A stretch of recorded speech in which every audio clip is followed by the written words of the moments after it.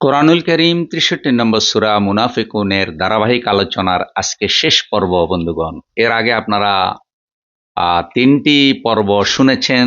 আজকে শেষ পর্ব। এখানে আমরা সূরা মুনাফিকুনের ৯ এবং ১০ এবং ১১ নম্বর আয়াতে কারিমা আমরা ইনশাআল্লাহ পড়ব এবং এখান থেকে আমরা শিক্ষণীয় কিছু বিষয় টাচ করার চেষ্টা করব। আল্লাহ তৌফিক দিন, আমিন। আল্লাহ রব্বুল আলামিন বলছেন ৯ নম্বর আয়াত, يا أيها الذين آمنوا لا تلهكم أموالكم ولا أولادكم عن ذكر الله ومن يفعل ذلك فأولئك هم الخاسرون। হে মুমিনগণ, হে ইমানদারেরা, তোমাদের ধন সম্পদ সন্তানাদি তোমাদেরকে আল্লাহর জিকির থেকে, আল্লাহর বিধান থেকে, আল্লাহর আইন মানা থেকে, আল্লাহর ইবাদত করা থেকে যেন উদাসীন না করে দেয়। স্ত্রী, সন্তান, ছেলে মেয়ে, জগৎ, ক্ষমতা, টাকা পয়সা, দল, এসব ভাবতে ভাবতে তোমরা যেন আল্লাহর বিধান মানা, আল্লাহর ইবাদত করা, আল্লাহর জিকির করা, আল্লাহর কোরআন পড়া, আল্লাহর দিকে আসা, আল্লাহর আইন কানুনের কথা, এগুলি যেন তোমরা ভুলে না যাও। ومن يفعل ذلك فأولئك هم الخاسرون।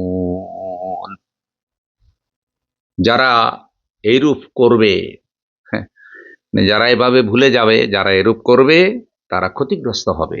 দেখছেন, এখানে ক্ষতিগ্রস্ত বান্দাদের আল্লাহ তাআলা পরিচয় দিলেন, আর এটাও বুঝালেন যে মানুষ টাকা পয়সার লোভে, ক্ষমতার লোভে, ছেলে মেয়ের লোভে আল্লাহ থেকে দূরে সরে যায়, আল্লাহর দিন থেকে দূরে সরে যায়। এরকম বহু মানুষ তো চোখের সামনে।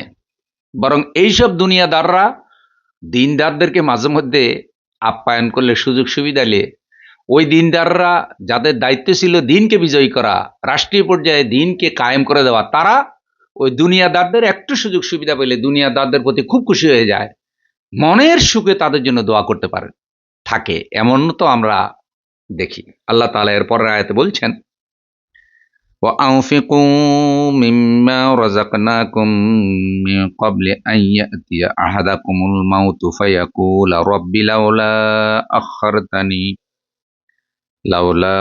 أخرتني إلى أجل قريب فأصدق وأكن من الصالحين।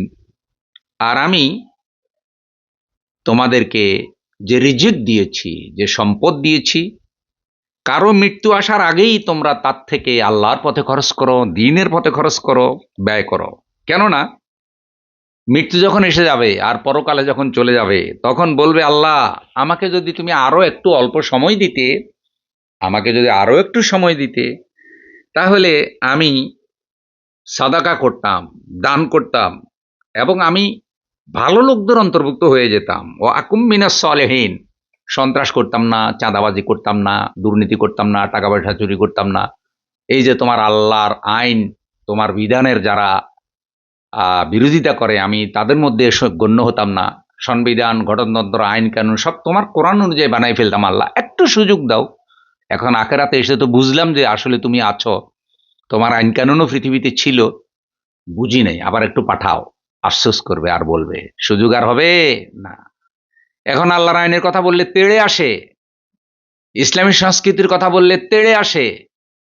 সারাক্ষণ মিডিয়া, টকশো, বক্তৃতা, বিবৃতি, বিভিন্ন সভা সমাবেশে শুধু ইসলামকে গালিগালাজ, শুধু ইসলামের বদনাম করতেই থাকে, মানছে না। কিন্তু সেই দিন বলবে যে আল্লাহ তুমি একটু সুযোগ দাও, আকুম মিনাস সালেহিন।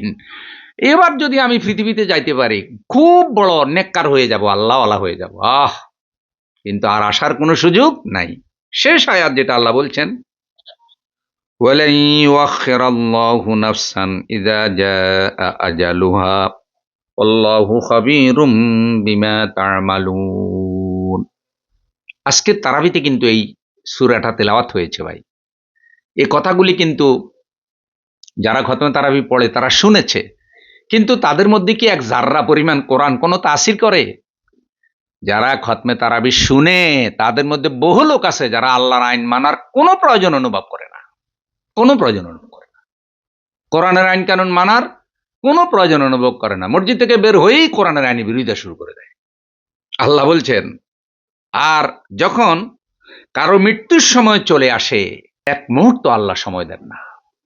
এই যে যখন আইসিইউতে চলে যায়, খুব দোয়া করে, আল্লাহ ভালো করে দাও, আল্লাহ ভালো করে দাও, জালালি খতম ব্যবস্থা করে, হুজুরদের দিয়ে দোয়া করায়, মসজিদে দোয়া চায়, কিন্তু ভালো হওয়ার পর কি ইসলামের পথে কাজ করে, আল্লাহর পথে করে না।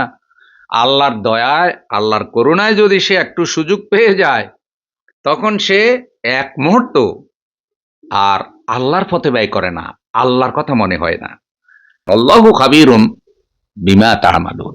আর তোমরা যা কিছু করো সে সম্পর্কে আল্লাহ কিন্তু খবর রাখেন বন্ধু।